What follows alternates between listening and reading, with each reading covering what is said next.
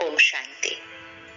अगर हम खुद के जीवन को देखते हैं, अपनी मन की स्थिति को चेक करते हैं, आसपास सृष्टि पर जो हो रहा है वो देखते हैं, दुख, दर्द, अशांति, चिंता, नफरत, इसको स्वाभाविक हमने मान लिया है और हम अपनी दुनिया को घोर कलयुग कहते हैं। लेकिन क्या ये दुनिया सदा इसी तरह घोर कलयुग रहेगी और कितना ये कलयुग अतीत हो जाएगा? परमात्मा का हमसे वायदा है कि जब जब इस सृष्टि पर धर्म की ग्लानि होगी तो मैं स्वयं सृष्टि परिवर्तन के लिए अवतरित होऊंगा।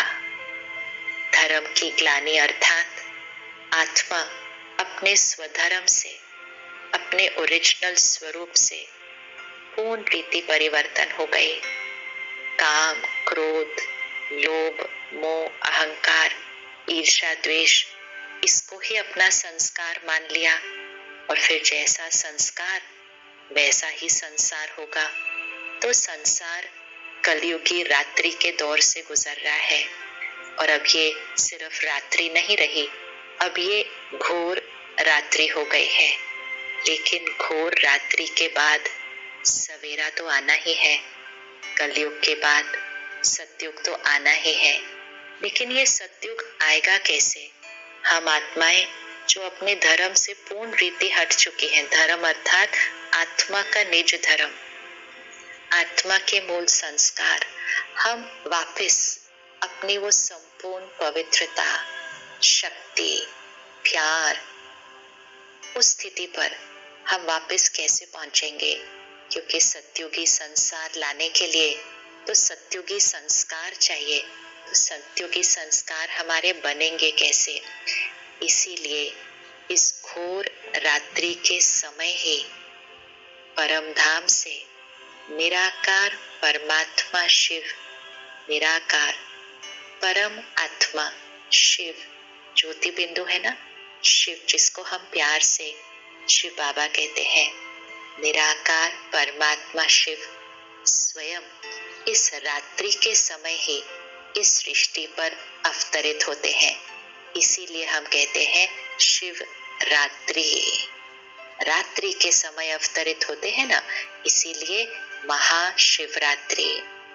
निराकार परमात्मा शिव सृष्टि पर अवतरित होकर हमें ज्ञान की बूंद बूंद समझाते हैं, अर्थात हमारे बुद्धि रूपी कलश में ज्ञान की बूंद हर रोज हर रोज हर रोज परमात्म ज्ञान की बूंद बुद्धि रूपी कलश में पड़ती जाती है।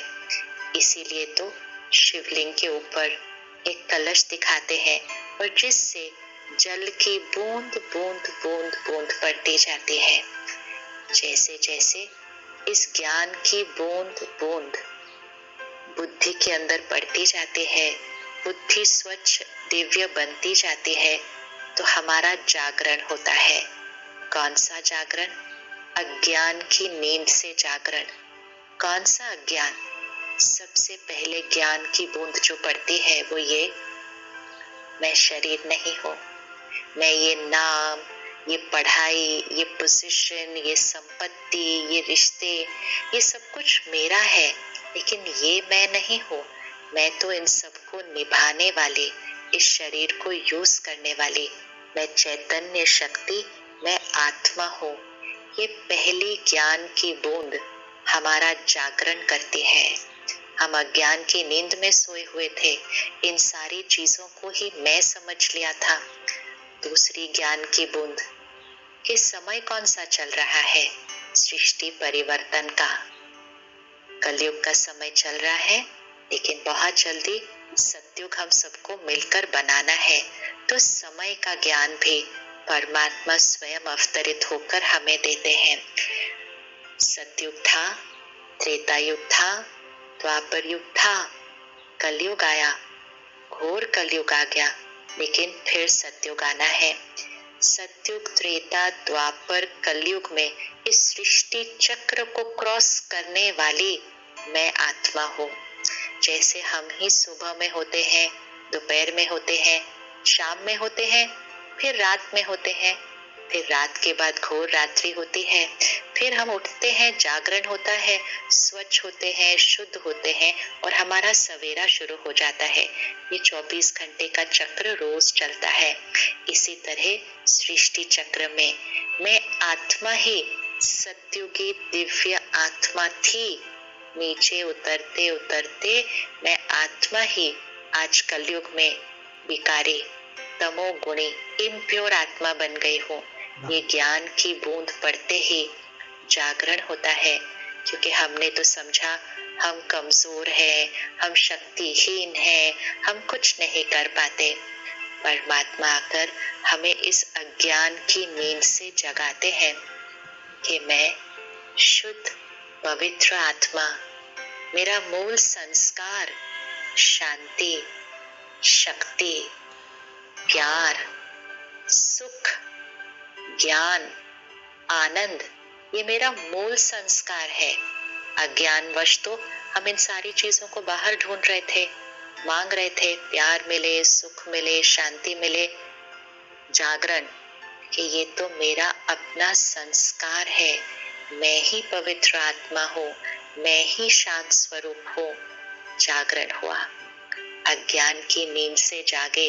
लेकिन कब जागे? जब ज्ञान की बूंद बूंद बुद्धि में आई। कब पड़ी?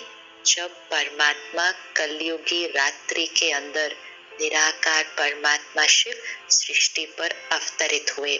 इसीलिए शिवरात्रि के दिन जागरण होता है, जागरण होता है।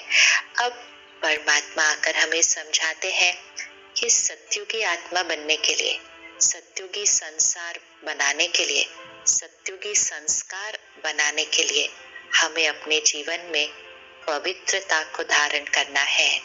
तो सर्वप्रथम हम पवित्रता की प्रतिज्ञा करते हैं। इसलिए शिवरात्रि के दिन हम शिवलिंग पर दूध या जल चढ़ाते हैं।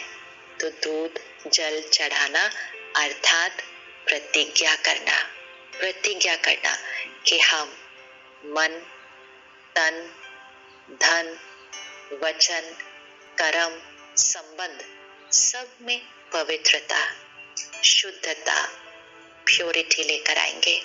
और जैसे ही हम इस प्योरिटी की, पवित्रता की प्रतिज्ञा करते हैं, मन बुद्धि स्वच्छ होता जाता है। तो ऐसी स्थिति में परमात्मा को याद करना बहुत सहज हो जाता है। पहले क्या अनुभव करते थे कि भगवान को याद करने बैठते हैं लेकिन मन इधर उधर भटकता है। लेकिन ज्ञान की बूंद पड़ती गई, जागरण हुआ, पवित्रता की प्रतिज्ञा की, मन बुद्धि स्वच्छ होने लगी, तो ऊपर वाले के साथ वास करना बहुत सहज और सरल हो गया। उपवास, इसीलिए तो हम शिवरात्रि के दिन उपवास करते हैं। तो उपवास अर्थात सब कुछ करते हुए यहाँ पर ऊपर वाले के साथ वास करना, यहाँ सबके साथ वास करना, सबके साथ रहना, सारे कर्म करना, संबंध निभाना, सब कुछ बहुत एक्यूरेटली करना। लेकिन यहाँ परमात्मा के समीप रहना, उसके साथ वास करना, क्योंकि जिसके संग में रहेंगे उसके जैसे बनते जाएंगे ना। तो परमात्मा के संग में रहना। लेकिन ये संग में हम कैसे रह पाए? क्योंकि हमने पवित्रता की प्रतिज्ञा की। अगर यहाँ इम्प्योरिटी है, अगर हमारा अन्न अशुद्ध है, अगर हमारे मन में मिलावट है, अगर धन हम सही तरीके से नहीं कमाते हैं, तो जब ये पवित्रता नहीं होती है तो हम कितनी भी कोशिश करें भगवान को याद करने की, मन इधर उधर भटकता रहता है। लेकिन पवित्रता की प्रतिज्ञा करने के बाद उपवास करना बहुत ही सहज हो जाता है, स्वाभाविक हो जाता है। भगवान को याद करना नहीं पड़ता, याद नेचुरल रूप में रहती है। और जिसकी याद में रहेंगे, जिसके संग में यह रहेंगे, कर्म करेंगे, लेकिन कर्म योगी होकर करेंगे। तो जिसके संग में रहेंगे फिर उसके जैसे बनते जाएंगे, उसके जैसे बनते जाएंगे। तो हमारी वृत्ति में परिवर्तन आता है। तो उपवास को व्रत करना भी कहा जाता है, तो वृत्ति परिवर्तन हो जाती है। सबसे पहला परिवर्तन तो मैं आत्मा हूँ और उससे सारे परिवर्तन आने लगते हैं।